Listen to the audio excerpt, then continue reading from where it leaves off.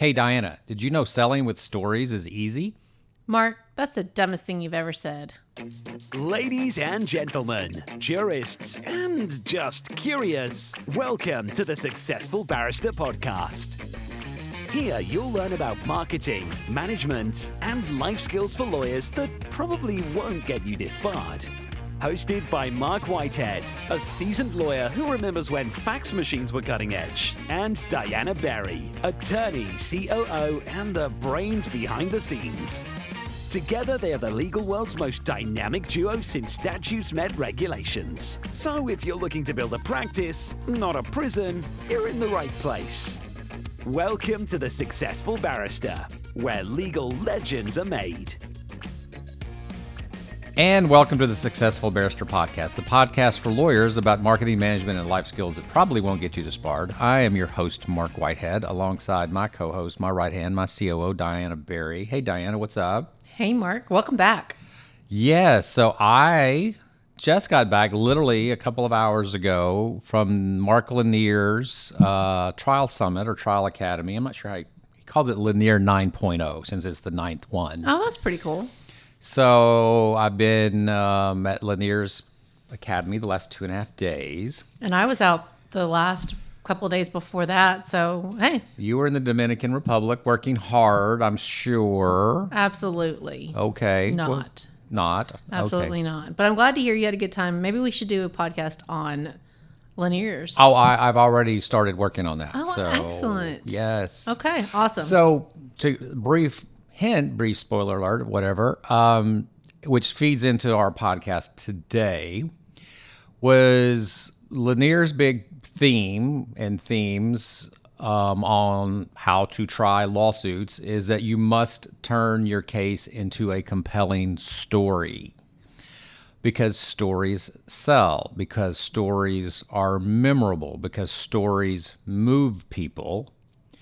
Because a good story is not going to bore the jury. You know, these were all the things that he just kept going back and forth for 2.5 days. One of the unique things about Lanier's program is it's just Mark Lanier for 2.5 straight days. No guest speakers? No guest speakers, no nothing. And he just goes at it for two. And so what you get is you get a complete picture of how he tries lawsuits. Wow. So it's not disjointed. It's not, a bit here and a bit there. And that's the problem when you have, programs that have a lot of different speakers. Everything becomes a little disjointed and not very well organized. Mm-hmm. And you might even have people who have conflicting opinions and yada, yada, yada. Where with Mark Lanier, it is just 2.5 straight days of this is how I try cases and get multi-million and multi-billion-dollar verdicts. Wow. From soup to nuts. And a lot of it, he talked a lot about AI as well. And he's convinced me that I might be switching from ChatGPT to Claude because he loves Claude, and he was demonstrating that on how he uses it to develop case themes, develop cross-examinations, and so forth. Opening statements, closing statements, and so forth. But he was really setting up frameworks on how to create and tell a compelling story. And that's what we're talking about today, is using, a book, right? What we're talking about here is a book that was an Atticus assignment, I want to say 4 or 5 years ago, probably pre-pandemic, called Story Selling. Now, in that context, it's about creating stories in order to sell your services. In other words, to create stories that are useful for your marketing and advertising programs. As opposed to Mark Lanier was talking about how to create compelling stories to convince a jury to come back in your client's favor. But the points are fairly analogous, is that stories motivate people to act.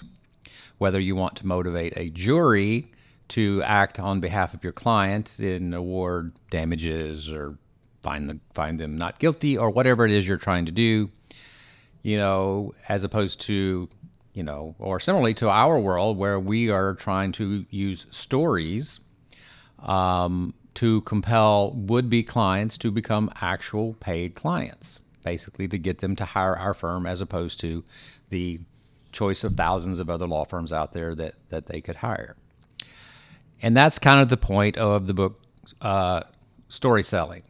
Well, yep. And so is it It's by Donald Miller. The book is called Building a Story Brand. Building a story brand, but I think he calls it mostly story selling within the concept. And I think when Atticus developed it into sort of a lawyer-specific curriculum, they sort of went with the story selling as opposed to story branding. But I think it's the same thing. Branding, selling, pretty much the same thing. So this is yet another marketing podcast. It is another marketing podcast. I'm Yay. shocked, Mark, that you found another one. Another one. Our ratings are going through the roof. And so I think the concept here is the problem with most marketing, particularly lawyers, is that we try to basically sell ourselves. We try to pump ourselves up. And a lot of times that creates confusion. It doesn't really move the needle. It's not compelling. We constantly talk about ourselves. We don't talk about our clients, and we don't talk about our clients' problems enough. And I think that's the whole concept behind the story branding, the story selling, is that you make your client the hero of the story, not you, not your law firm. You're not the hero. The analogy that was used in the book, and when Steve Riley presented this at Atticus, he really expounded upon it, is look at any, particularly older movies, okay? And they all followed sort of your basic premise. And the basic premise was you have a character that's the hero of the story, that has a problem, that meets a guide. In this analogy, we, the lawyer, are the guide, who has a problem. Therefore, the guide gives the hero a plan that calls him to action, that helps him avoid failure, and that ends in success. Okay? And it always helps to make a good story if there's a villain in the story. Okay, so the analogy they used was Star Wars, the original Star Wars. You remember, back 1976, Mark Hamill. Who else was in? Come on, help me out here. Nope, sorry. Okay, so Mark Hamill played Wrong Luke team member. Skywalker. Okay, you're not a Trekkie. You're not a Star Wars person. I'm just here. You're a rom-com girl, aren't you? No. And yeah, there's nothing wrong with a good rom-com, but I've watched some of the new ones, but I don't know the original 1976. All right. So apparently I'm going to have to lay this out. I didn't realize I was going to have to lay out Star Wars to you, but I will lay it out for you. Thank you, Mark. Okay. So we have a character, not Han Solo. We have the character Luke Skywalker. Okay. Luke has a problem. Okay, apparently the Empire is coming after him because he's bought some drones. Okay, what does he do about it? He goes to the desert searching for his drones, and he runs across Obi-Wan Kenobi, who is the guide in this story. All right, the guide gives him a plan. You've got to go return these droids to where they came from, i.e. Princess Leia, if I'm remembering correctly. So he has a call to action. He's got to get the droids back to where they need to be, which helps him avoid failure, which is the failure in this case would be, the Empire, the evil Empire, coming and hunting him down. And it ultimately ends in success where the Death Star is destroyed. Now, the added bonus in here is we have a good villain. Who's the villain? Come on, you got to know this one. Yes, but when you put me on the spot, no, I'm not going to know it. Who's the villain in Darth Vader? Thank you. Oh my gosh, the I real was about pressure. I was about to stop the podcast right here. Pressure You of could an not A. come up with Were Darth we gonna Vader. Were we going to renegotiate? We were just going to renegotiate the contract right here, right now. Because if I didn't know Darth Vader. If you didn't know who the Darth Vader was, the villain of Star Wars, I did. I don't think I could. We just could not continue. That's okay. I would say that's fair, but it's not. But we have a good villain. So the point is, if you look at that scenario, the hero who meets a guide, who gives him a plan with a call to action, with an end, with a tangible ending that needs to happen to avoid failure. Look back at all the movies that were, back in the old days, in the 30s and the 40s and the 50s and the 60s, when they really made what I call good movies, not the crap they make today. Mm-hmm. You can find that theme in all of those movies. It's a classic storytelling device. So that's the point. That is what we're going to talk about today. So what we're trying to do here is, and what the book is encouraging people to do is to go through this framework. And in part 2 of our podcast today, we're going to go through the framework and show you how we did it. But to use this framework of the hero meets a guide who gives them a plan, yada, yada, yada, and how to use that to actually market your law firm in a way that's actually effective and puts your client in the center of the story and not you. And Miller calls this the StoryBrand's SB7 framework. Is that correct? Because there's 7 elements. There's 7 elements to it. We love lists because lists fit well within a podcast format. Plus, they fit well in your spreadsheets, and you love using spreadsheets. Do, but it's also very easy to remember. SB7 sounds really cool. SB7. SB7. So 7 different elements to the story branding, which all ultimately creates clarity around your marketing message. Right. So clarity is what you want in a marketing message. Complexity creates confusion. That's what you don't want in your marketing message. And so the whole point is to create clarity in your story and then create a story that connects with your potential customer, your potential client. And then we all can make money because that's what we're here to do. All right. So when we come back, we're going to go through the SB7, 7-part SB7. The 7-part SB7 series on how to create a story brand within your own law firm. This podcast is sponsored by Mark Whitehead and Associates, a national disability benefits law firm. Mark Whitehead runs a firm of over 60 dedicated people whose mission is to make a difference in the lives of our injured and disabled clients. Mark represents disabled claimants in Social Security disability, private disability insurance, and veterans disability claims in all 50 states. Mark Whitehead is double board certified in both Social Security disability law and personal injury trial law. Mark has litigated disability cases in over 40 states and counting and can help your clients too. Stop throwing your phone calls away. Call Mark Whitehead at 701-VIP-LEAD. That's 701-VIP-LEAD, or visit our website at disabilitydenials.com.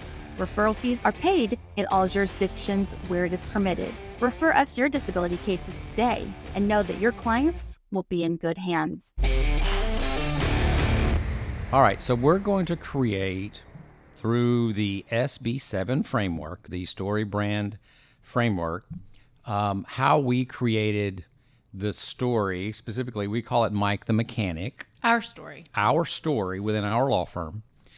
So Mike himself is actually a true person, but I've added elements from other client journeys to sort of fill in some of the gaps, because not every actual client can make the perfect story. So Mike is sort of an amalgamation of several different clients, but primarily one named Mike, and he really was a mechanic.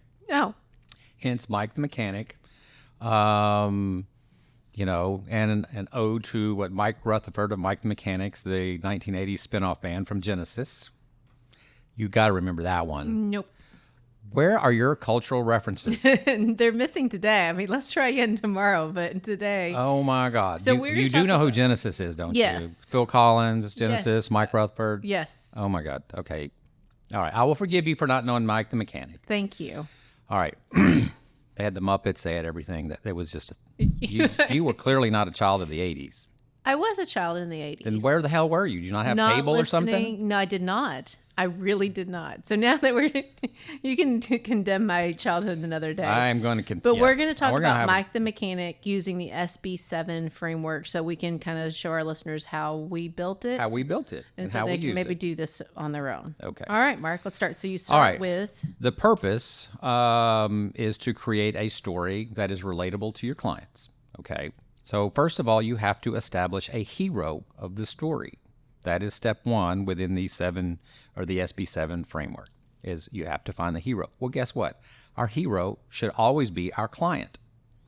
So it's the client that should be the focus of our law firm, not the law. The client's the protagonist of the story. For those of you who can't remember high school English, the protagonist is the hero of the story, generally speaking. I honestly probably never learned that either. I learned it later. He's the one you pull for. Yes, he's the one you're pulling for. So you don't lead with, we're a great law firm. We won over 1,000 cases. You lead with the client's struggle. You lead with what their problem is that they are trying to solve.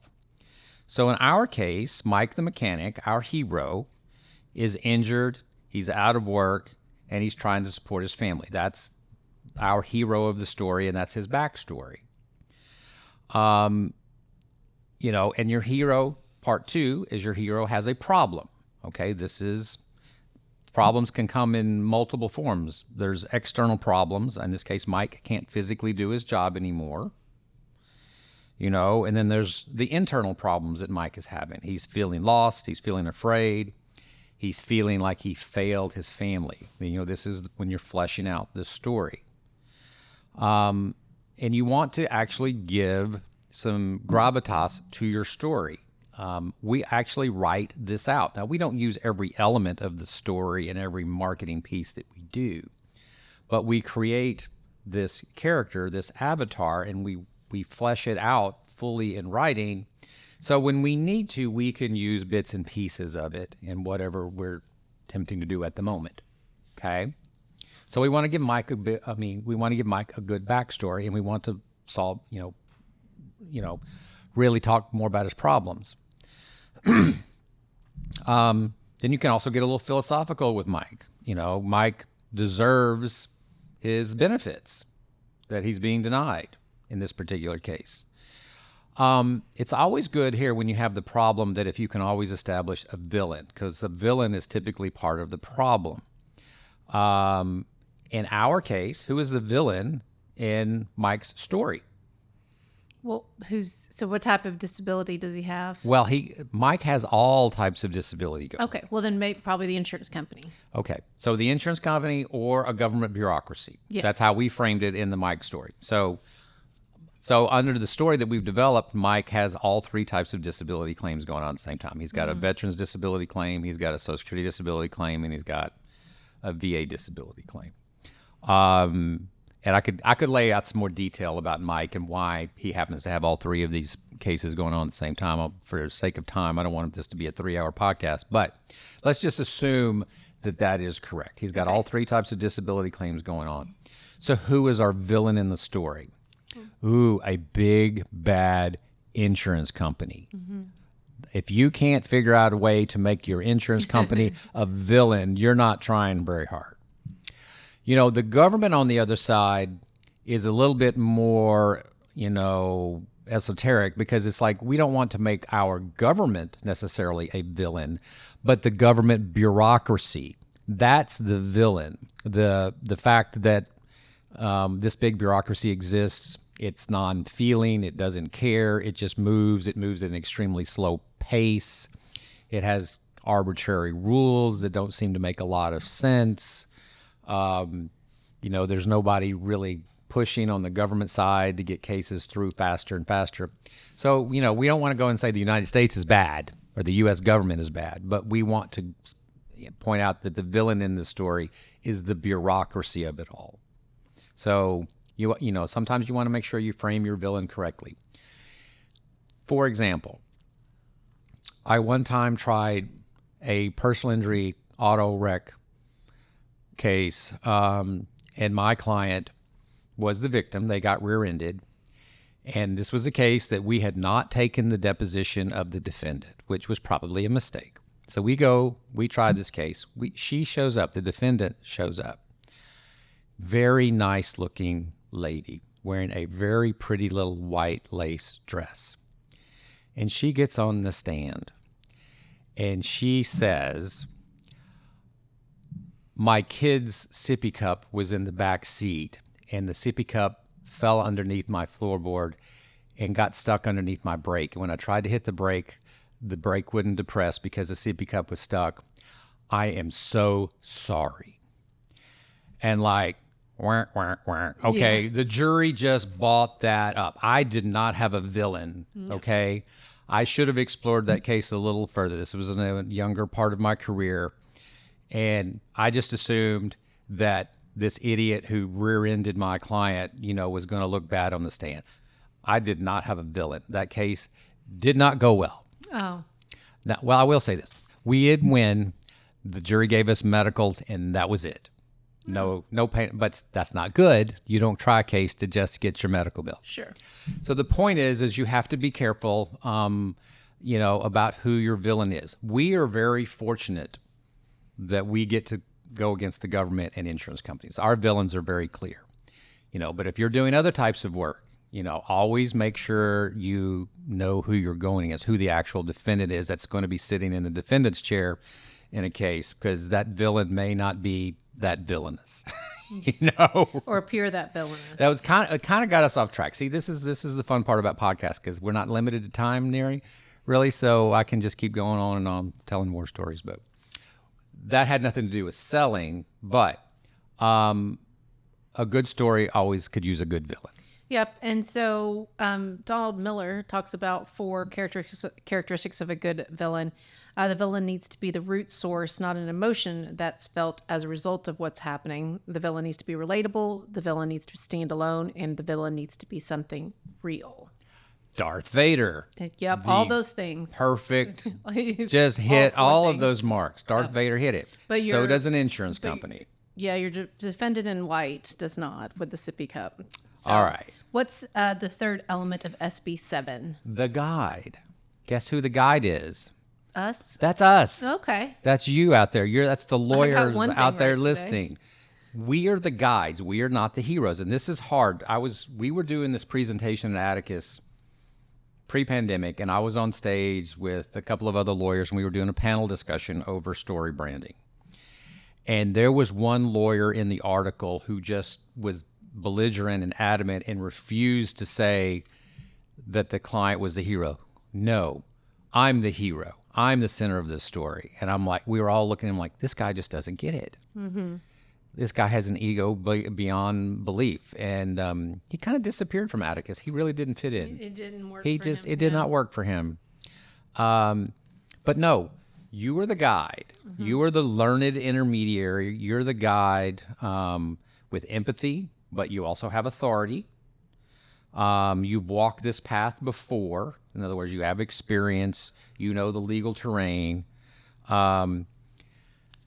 So we were trying to figure out, how do we phrase that? Or how do we use that concept of we're the guide?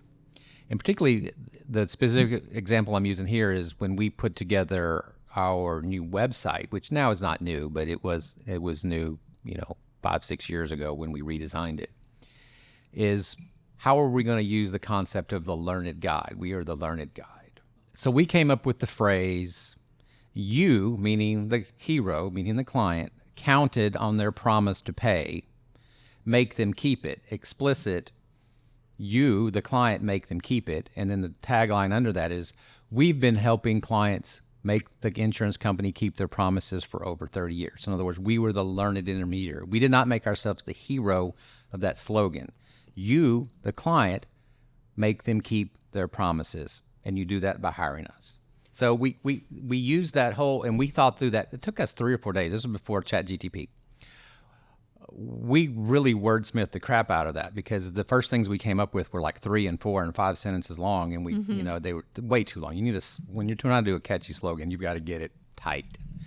And it took us days to kind of refine it and just get it down to, you counted on the promise to pay, make them keep it. We've been helping clients make them keep their promises for over 30 years. It just took us 2 or 3 days. Could have done that in 10 seconds with ChatGPT, but that's been our slogan, and it's because of this framework that we, have done it that way. We made the client the center of our marketing story. And I think that one way to talk about yourself without making you the center of the story is to use testimonials. So obviously we, on our website, we use a lot of our 5-star Google reviews, because then it's not us talking about ourselves and trying to make us. We're trying to use those as an example of someone they can relate to. Right. So we're letting the testimonials speak for us and create I know you said empathy and authority earlier, but the testimonials are creating that authority for us without us doing it ourselves. Right. You always want to have that third party person, touting you, kind of almost like at trial. You want to have your plaintiff on, but you don't want to have your plaintiff on in front of a jury that long. What you would rather have is a lot of what we'd call before and after witnesses that can talk about the pain and suffering that the client went through. This is what he was like before the accident. This is what he was like after the accident. And you would rather present your client that way. Again, the same thing. You don't want to sit there and, vomit how great you are in front of a client, or in that case, in front of a jury. You want other third-party intermediaries to be your pitch person for you.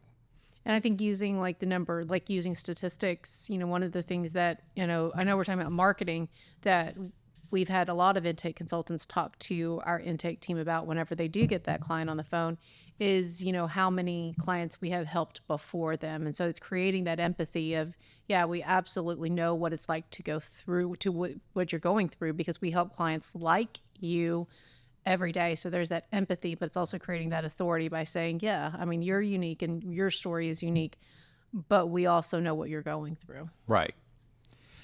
So the fourth part of the 7-part framework is now we have to have a plan. Okay. So we have the hero, he meets a guide who has a villain. Guide now needs to create the plan. What's the plan going to be? What's Obi-Wan telling Luke Skywalker he needs to do? Mm-hmm. So in our case, the plan, we have actually 3 or 4 different written out what we call proven processes. Now, this is from the book Traction, where it says you need to write out your quote-unquote proven process, or in story branding speak, write out your plan. What is the typical thing that you do to help your client? And so we have a process for how we go about trying to win Social Security disability cases. We have a process for how, we try to win VA disability cases, for insurance cases, and they're written out. And we give those plans in our marketing materials. We have client handbooks that we give our client for each different type of case that we're handling. And within that client handbook, there is a general, what we call a proven process plan or a plan of action. Now, it's fairly generic because it's written in a pre-printed marketing material, and of course it has those disclaimers in it. But generally speaking, these are the things that we do to take you through the process to improve your chances of winning your claim. And that's part of our marketing message to a client is we just don't tell them we're going to take care of them. We lay it all out in a written format. This is how we're going to take care of you. This is what we're going to do. We do a few other things. We have in our insurance contract, we can't do it in a SSD contract as easily, or a VA contract, but in the insurance contract we give people a 30-day out. If they don't like how we're handling their case in the first 30 days, we'll release them from their contract, no questions asked. Nobody's ever taken us up on that, by the way. Mm-hmm. But it gives them some measure of security when they're wanting to sign that contract, because it's the second paragraph in the contract. Here's the agreement. By the way, you have a 30-day out if you want to get out of this. And I think it certainly has helped way more than it has ever hurt. Again, I can't remember anybody that's ever taken us up on the 30-day out, but I think it has alleviated a lot of people earlier. But it's part of the plan. We're giving them a plan, and part of the plan is that you don't have to fully commit to us if you're not quite sure. You get a little bit of try before you buy. Yep. And I think that you hit the nail on the head when you're talking about committing to us, because, for a client, especially, with any case, there is the opportunity cost of, what if I didn't go with another attorney? What if, there's a risk to committing to an attorney, to one solution, even though it seems like a very good, plausible solution. So by giving them that out, you're reducing some of that loss opportunity cost and making it easier for them, I think, to commit to you, while also giving them some clarity on how you're going to get them from where they are now to where they want to be in the future. And so part of the plan, this is how the book pitches it, is that, you want to simplify the journey to make the clients more confident about moving forward with you. Now, I will say that there's a happy middle ground here. So you don't want to oversimplify the journey, because we know the legal process can be complicated. Twisted, and it can be twisted. There can be lots of shucking and jiving going on. But you don't want to overcomplicate it either, because then you scare them off. which is when we put together our proven processes, I kind of came up with the idea that, 3 bullet points makes it too simple, but 20 bullet points makes it too complicated. So somewhere between 3 and 20? So somewhere between 3 and 20. So we settled on about 10 to 12. Now, I don't remember exactly the rationale, but we thought about that long and hard when I'd say we were writing this. It was me and I think Natalie Hightower were the ones writing these things. Your old marketing director. My old marketing director. And we kind of settled in, and I can't remember, it was probably over a margarita or something, but we kind of settled in on 10 to 12 bullet points, and the proven process was the sweet spot. I don't know that we ever A/B tested that, so I don't think there's any science behind it. It was literally kind of just a gut. But we didn't want to make it too complicated, but we didn't want to make it too simple either. Yeah, because I think that leads right into step 5 of the SB7 process, which is a call to action. So you're trying to get them to challenge where they currently are, challenge their current status quo. Right. And so give them too much information and they might just be, data overload. Data overload causes confusion, which causes inaction. And that's what we're trying to do with this SB7 StoryBrand framework is to create clarity. So that's the exact opposite. Right. So talk to us a little bit, Mark, about the call to action, step 5. So step 5 is call to action, which is what we want them to do. So in our world, the basic problem is that the client files for disability and gets a denial letter in the mail. So they always come to us with this denial letter in hand. In the denial letter, the last paragraph always gives them instruction on how they can appeal this denial and gives them their deadline. In an SSD case, it's 60 days. In a LTD case, it's 180 days. In the VA case, it 1 year, but depends. I won't even speak to that because it's too many moving parts there. But and so what we want them to do is we want them to take action based on that last paragraph in the letter. Okay, so our whole marketing campaign sort of revolves around that call to action because that last paragraph actually gives the client a call to action. Our defendant on the other side is actually doing us a favor because they're giving the client the call to action. We just need them to execute on it, which is and that's why it's in the last paragraph, not the first. I truly believe that's the reason it's structured that way because they hoping the client won't get that far. But the last paragraph gives them that plan, that call to action, which is you need to appeal. Now, what it doesn't say is that you need to hire an attorney to assist you with that. That would be great, and especially if they'd put our phone number right there. If we can negotiate that, we'd be golden. But the call to action, So our call to action is don't wait. You have a limited amount of time to file your appeal. And deadlines matter. Deadlines can be fatal in these situations. So you always want to be direct. You always want to be repetitive with the call to action. Call now, apply today, let us fight for you. Just go, go, go. So there needs to be no ambiguity in your call to action. Let's go now. Now. So 6 and 7. 6 and 7 to me are sort of Two sides of the same coin. two sides of the same coin. I'm not quite sure why they were split out, but they are. So we will go with it. So we got 6. Avoiding failure. So I think these seem to flow very well together. So the call to action is, you're challenging, deadlines matter. And because if you don't, then you're trying to create that sense of urgency for the client, because if you don't, then you've lost the right to appeal your denial. And so your step 6 in the SB7 is to avoid failure. You're not fear mongering. You're not trying to work on fear. Now that now it occurs to me why they split the 2 out, now that I had thought about it for a minute. There are studies out there that show that people are more motivated by fear of failure than by success. Oh, that makes sense. And that's your basic reptilian brain working right there. Mm-hmm. I am more afraid of getting eaten by the saber-toothed tiger than I am of, successfully going out into the savannah to find food. You know, I think that's the reason they split it out. So number 6 is avoiding failure. So what does failure look like in our context?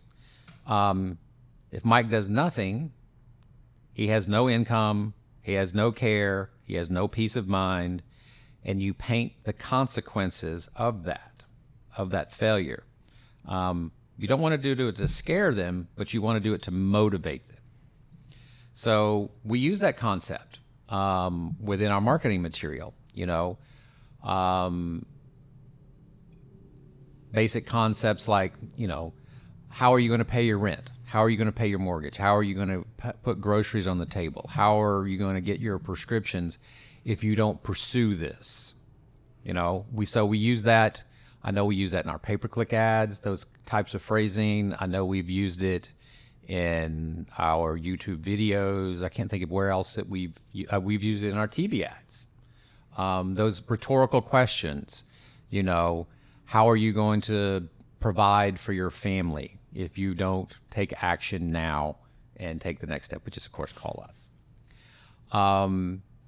Which then goes to the other side of the coin, which is the achieving success. The final step of the SB7 framework. Of the SB7. In that case, Mike wins. Mm-hmm. Yay, Mike wins. Not just benefits, but hope, dignity. He wins a way forward. His story ends with peace, with purpose, supporting his family. And remember, the success isn't about us winning. It's about Mike winning, about Mike achieving his goals. Yeah, so you're painting a picture about where he could be in the future with your marketing strategy. So it's very clear where he is now. He's confused. He doesn't know a way forward. He's probably received this very scary, very lengthy denial letter. He doesn't know what it means. There is some deadline in there he thinks he might know, but then ultimately what your marketing strategy is doing is being very crystal clear about where he will end up. And I think that peace of mind thing is huge. I'd say especially for our clients, but maybe for any clientele. Well, absolutely. I mean, I can just imagine, you know, in a PI context, you have somebody that's lost time from work, lost wages, got medical bills piling up, pain and suffering, all of this stuff. It all works the same.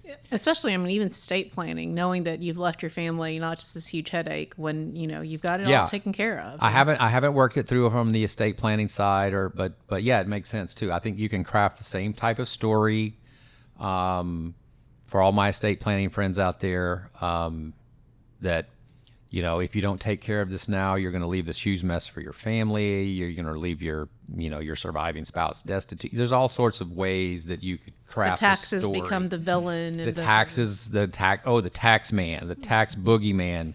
That's could an be easy the villain. One. Yep. Oh, the probate process. This, you know, long drawn out, expensive probate, nasty probate process. You know, you can make the process the villain. It doesn't have to be a person. The process can be a villain itself. And then having that at the end where you have that piece, I think that's something that's, you're painting a picture for your person to where they want to be, for your ideal client. So you've taken us through Mike the Mechanic, Mark. Where are we going in our last segment? Well, I think what I want to do is I want to talk about how we built Mike the Mechanic and how we actually use him a little bit, maybe flesh out Mike's story a little bit to kind of inspire you out there, the listeners, to create your own Mike the Mechanic story. Let's call it Betsy the 5th grade school teacher story, or we'll work on this in the break. On this in the break. Yes. And with that, we'll take a quick break. We'll be right back. I'm Mark Whitehead, a lawyer, entrepreneur, and business coach. Thanks so much for tuning into the Successful Barrister podcast. We have a blast creating it, and I hope you find it helpful. If our chats have sparked your interest, I'd love to hear from you. Shoot me an email at mark@markwhitehead.com. That's Mark spelled with a C. And join the Successful Barrister newsletter. Even better, let's hop on a call. I'd love to chat about how we can collaborate, share ideas, or just catch up. All right, so in the break, we were discussing this, and our producer, Pepper, convinced us that we should at least give a short version of Mike the Mechanic. Okay. So I'll give the short version, and I actually gave this to the Mexican American Bar Association the other day. I was asked to present. I love you guys, especially Kevin, who asked me to speak over there. So here's our story of Mike the Mechanic. Okay. So 30 years ago, Mike was a mechanic in the Air Force stationed in San Antonio, Texas. He was on top of a C-130 cargo plane, which is one of these big four propeller, if I'm remembering correctly, a big four propeller prop cargo plane. As you can imagine, that wing was pretty high off the concrete tarmac. He fell off the wing. He was in his 20s. He shattered his back. The VA patched him up, put him back together. He got an honorable discharge. Ended up going to work as an aircraft mechanic for Continental Airlines, which has now morphed into or changed over, merged into United Airlines right here in Houston, Texas. Mm-hmm. You know, now Mike's in his mid-50s, and on a Sunday afternoon, Mike lifts up his granddaughter, and his back falls apart on him, okay? The other part of this story, and this is where we kind of added some elements of some other stories to when we were trying to modify it, was that 3 years ago, Mike had a slip and fall accident in a grocery store and injured his back then, but he never did anything about it. So I added a few modifications to the story because I was telling the story to a bunch of lawyers, and I was trying to get lawyers to think about the problems of the case. Okay, so the first problem in the case is, well, he can't file a claim for the slip and fall accident because the statute of limitations is run. 2 years Texas has a 2-year statute of limitations. So I was trying to get the lawyers to think about it. And then the second lawyer popped up and he goes, yeah, he can't file a workers' comp claim, you know, because, you know, his back collapsed on a Sunday afternoon when he was picking up his granddaughter. It wasn't within the course and scope of his employment. So I asked, of course, I'm asking the rhetorical question to the group of lawyers. I was like, well, what can he do? You know, and they kind of looked quizzical, and a lot of them knew the answer because they knew what I was there to talk about. But so that's when I go into the story. Mike has 3 potential claims. He has a claim for veterans disability benefits because he injured his back in service. And if he can connect his current back condition to his prior injury in service, he can make a VA disability claim. He can make a Social Security disability claim because he's been working in private industry paying Social Security taxes for the last 30 years. So he's covered under the Social Security system, so he can make a Social Security disability claim.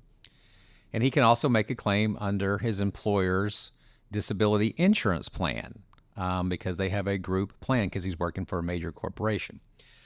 So I said he's got all 3 of these claims going on at the same time. So what I was doing is I was using the Mike the Mechanic story in this circumstance to educate all of these lawyers. Most of them were doing family law or criminal law or immigration law or some personal injury law.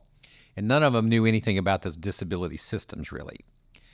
So I was educating my audience through a story about Mike, the mechanic, about the types of claims that they need to be looking for, as opposed to telling Mike, well, sorry, your statute of limitations ran and you don't have a workers' comp claim because you didn't injure your back in the course and scope of your work, which is what an uneducated lawyer might say to that person.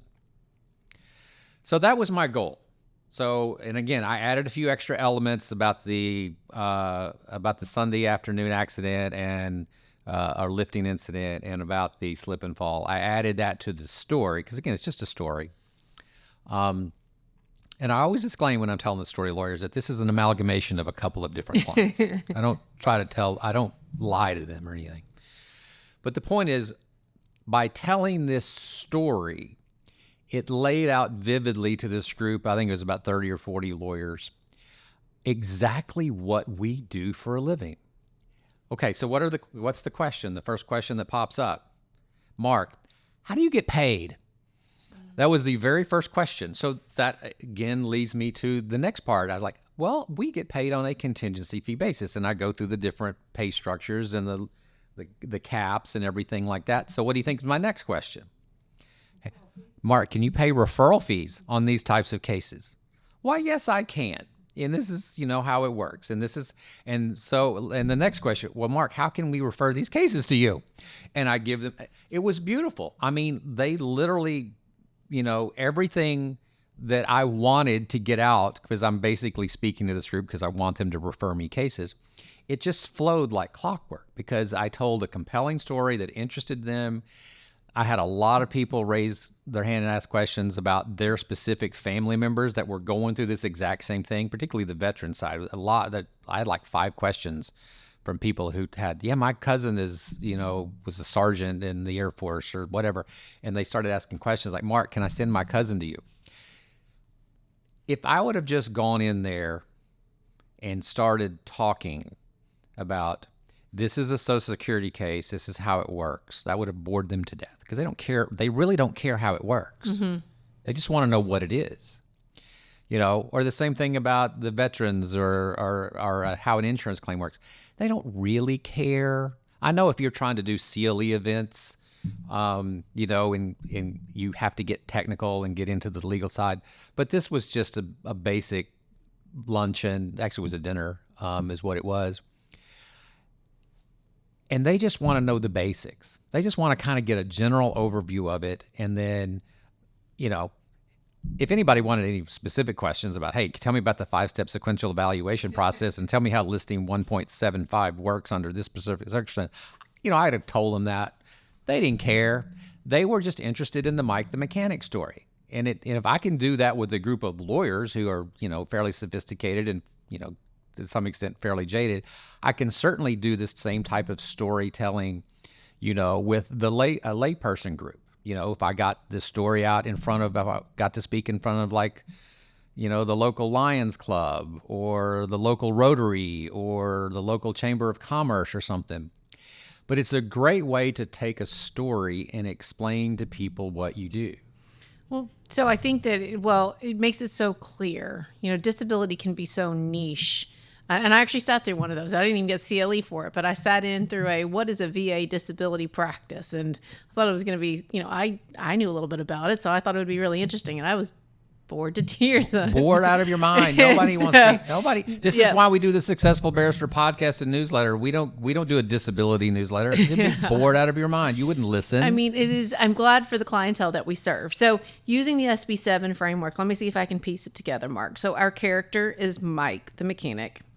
He has a problem. He has now a back problem that he can't use his workers' claim for. He's bypassed his statute of limitations for a slip and fall. So your guide is us. We have a plan now. The people now have a plan. They're going to call us because the call to action is... the call to action. We have a call to action. And, to avoid failure, is it to, hey, client, sorry, you're just out of luck? Right? Is that the avoiding the failure part of it? The story is previously they didn't know how to advise a potential client or, someone who would come to them asking for help, and then ends in a success for everybody. The client gets a good referral. You obviously get a new client we can help, and the referring attorney gets referral fees. Yeah. So I use this even a shorter version. So here's my stick. You should always have an elevator pitch, a 30 to 60 second, what do I do? Mm-hmm. And it needs to have a hook. So I will give you for free mine. So please don't copy it too much, but take the elements. So somebody else like, Mark, what do you do? And I go, well, I'm the luckiest lawyer out there.